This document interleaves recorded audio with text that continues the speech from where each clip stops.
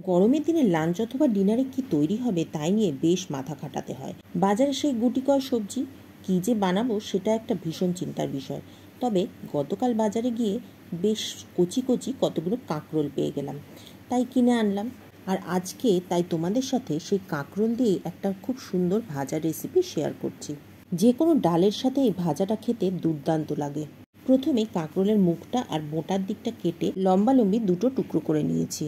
তারপরে কাঁকরোলের ওপরের কাটা কাটা অংশটা আমি ছাড়িয়ে নিচ্ছি।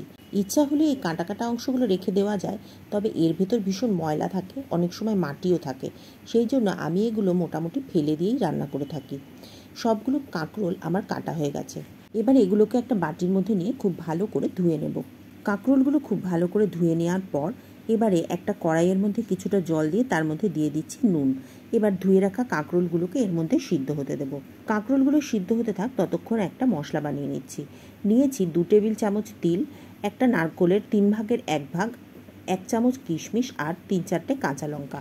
আপনি যেরকম ঝাল খান সেই অনুযায়ী লঙ্কাটা কমিয়ে অথবা বাড়িয়ে নেবেন। এবারে একটা মিক্সির বাটির মধ্যে তিলগুলোকে আমি নিয়ে নিচ্ছি। এরই সাথে নিয়ে নেব 2 টেবিল চামচ কালো সর্ষে। সর্ষে আর তিলটা প্রথমে জল ছাড়া শুকনো গুঁড়ো করে নিচ্ছি। এবার এর মধ্যে দিয়ে দেবো কাঁচা লঙ্কা আর কিশমিশগুলো, আর এর সাথে দেব নারকোলটাকে আমি ছোট ছোট টুকরো করে এর মধ্যে দিচ্ছি, এতে বাটতে খুব সুবিধা হবে। এবারে এর মধ্যে দিয়ে দেবো সামান্য একটু জলটা দিয়ে এটাকে খুব সুন্দর করে স্মুথ একটা পেস্ট বানিয়ে নিচ্ছি। সমস্ত মশলাটা আমার পেশা হয়ে গেছে। এবার এর মধ্যে দিয়ে দেবো স্বাদ মতো নুনটা দিয়ে এই মিক্সির বাটির মধ্যেই আমি এটাকে মিশিয়ে একটা পাশে সরিয়ে রাখছি। অপরদিকে দেখে নেব কাঁকরোলগুলো সিদ্ধ হয়েছে কিনা। দেখুন, একটা ছুরি দিয়ে গেঁথে আমি দেখিয়ে দিচ্ছি কাঁকরোলটা কত সুন্দরভাবে সিদ্ধ হয়ে গেছে। এবারে জল ঝরিয়ে কাঁকরোলগুলোকে জল থেকে তুলে রাখছি। সিদ্ধ করা কাঁকরোলগুলোকে জল থেকে তুলে নিয়ে তারপরে একটা ছড়ানো পাত্রের মধ্যে রেখে এগুলোকে খুব ভালো করে ঠান্ডা করে নিতে হবে। ফিরে এলাম আধ ঘন্টা পর। কাঁকরোলগুলো একদম ঠান্ডা হয়ে গেছে। এবারে একটা চামচ বা যে কোনো কিছুর সাহায্যে ভেতরের দানাগুলোকে বার করে ফেলে দেব। অনেকে এই দানাগুলো মশলার সাথে পিষে এর মধ্যে পুর হিসেবে ব্যবহার করে থাকেন, তবে এই শক্ত শক্ত দানাগুলো মুখে লাগলে আমার একদম ভালো লাগে না, সেই জন্য আমি এগুলো ফেলে দিয়ে থাকি। আপনার যদি ভালো লাগে আপনি এগুলোকে পিষে নিয়ে পুরের সাথে একসাথে ব্যবহার করতেই পারেন। আজকে আমি যেহেতু পুরটা সম্পূর্ণ নিরামিষভাবে তৈরি করে দেখাচ্ছি, সেই জন্য এই ধরনের পুরভরা কাঁকরোলের পকোড়া যে কোনো উপোসের দিনেও আপনি খাবারের তালিকায় রাখতেই পারেন। সম্পূর্ণ পেঁয়াজ রসুন ছাড়া আরও নানা রকমের নিরামিষ পদের রেসিপি চ্যানেলে আপলোড করা আছে। যদি দেখতে চান তাহলে ডেসক্রিপশন বক্সের লিঙ্কে গিয়ে ক্লিক করে সেটা দেখে নিতে পারেন। আজকের ভিডিওটা যদি ভালো লাগে তাহলে অবশ্যই একটা লাইক করবেন আর কমেন্ট করে জানাবেন কেমন লেগেছে। আর যদি চ্যানেলে নতুন হন তাহলে চ্যানেলটি সাবস্ক্রাইব করে পাশে থাকা বেল বাটনটি ক্লিক করে দেবেন, তাহলে ভিডিও নোটিফিকেশান আপনার কাছে পৌঁছে যাবে। যদি ফেসবুক পেজ থেকে দেখেন তাহলে পেজটিকে ফলো করে নেবেন। এবারে তৈরি করে নেব একটা ঘন ব্যাটার। নিয়েছি বেসন আমি এখানে 1/4 কাপ মতো নিয়েছি। এরই সাথে এর মধ্যে দিয়ে দেব 1/4 কাপ চালের গুঁড়ো, তার সাথে দেব সামান্য একটু ময়দা। অর্থাৎ বেসন আর চালের গুঁড়োর পরিমাণটা সবসময় সমান সমান করে দেবেন, আর ময়দাটা তার থেকে সামান্য একটু কম দেবেন।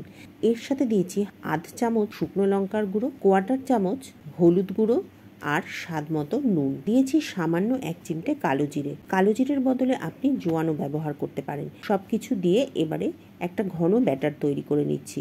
ব্যাটারটা তৈরি করার সময় প্রথমেই কিন্তু একবারে জল দেয়া যাবে না, কারণ তাহলে ব্যাটারটা হয়তো পাতলা হয়েও যেতেও পারে। সেই জন্য অল্প অল্প করে জল দিয়ে একটা ঘন ব্যাটার তৈরি করে নিতে হবে। পুরো ব্যাটারটা খুব ভালো করে গোলা হয়ে গেলে তারপরে মিনিট 5-এর জন্য খুব ভালো করে ফেটিয়ে নিতে হবে।